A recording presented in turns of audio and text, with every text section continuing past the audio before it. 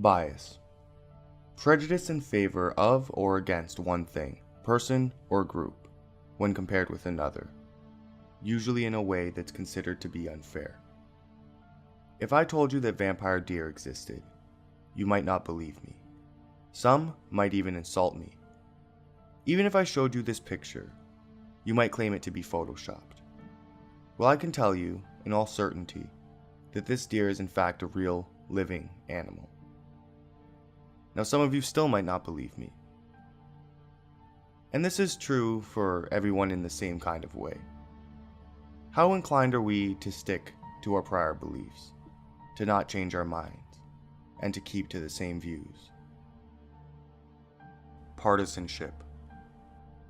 Prejudice in favor of a particular cause, another word for bias.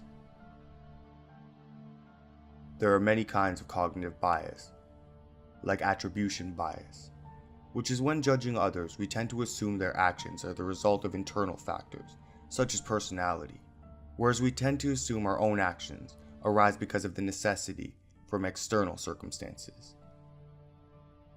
There's also confirmation bias, which is the tendency to search for, interpret, favor, and recall information in a way that confirms one's belief while giving disproportionately less attention to information that contradicts it. Then there's framing, which involves the social construction of social phenomena by mass media sources. This can be positive or negative. You may have heard of the halo effect, which is a specific type of confirmation bias, wherein positive sentiments in one area cause questionable or impartial characteristics to be seen positively. Anchoring is a psychological heuristic that describes the need to rely on the first piece of information encountered when making decisions. In other words, we tend to focus on one, usually the first, aspect of something or someone, and then dismiss aspects that discredit our beliefs. Self-serving bias, status quo bias, academic bias, educational bias, inductive bias, experimenter bias, even lobbying and bribery can be considered biases. Needless to say, biases affect our day-to-day lives. But to what extent?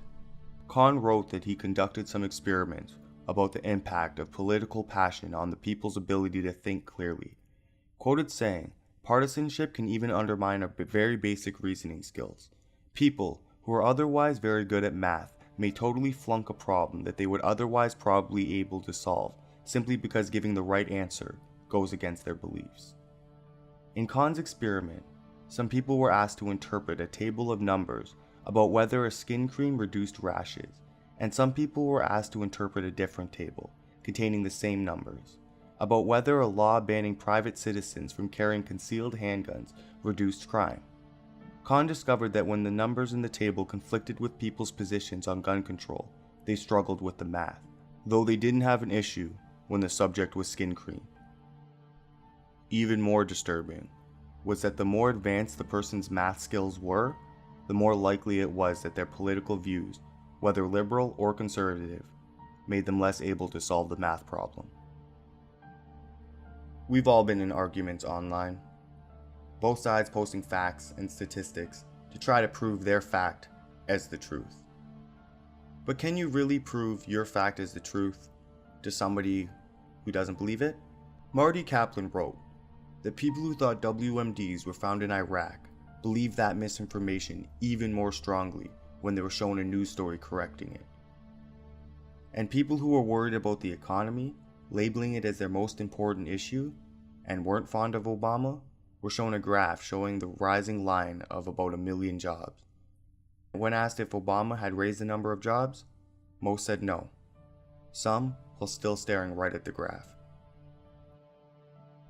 However, another group, before they were shown the graph, they were asked to write a paragraph about something that they were proud of, like winning a trophy or getting a good grade, and a large number of subjects changed their minds about their bias, showing that if you take a moment confirming your own self-worth, you're more likely to sustain new information.